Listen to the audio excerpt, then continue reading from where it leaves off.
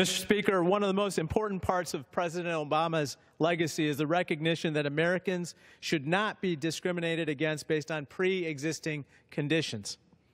This principle was enshrined in law by the Affordable Care Act, and now millions of Americans across the political spectrum support these vital protections.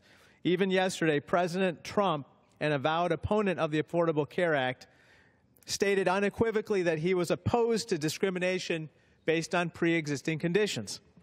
The bill under consideration, the American Health Care Act, by this House, does not represent that same bipartisan principle. My colleagues are advancing a measure that would let states turn back the clock for millions of Americans and begin that discrimination again.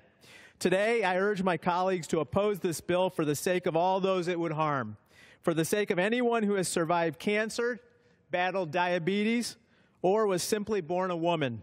I urge you, vote no. I yield back the balance of my time.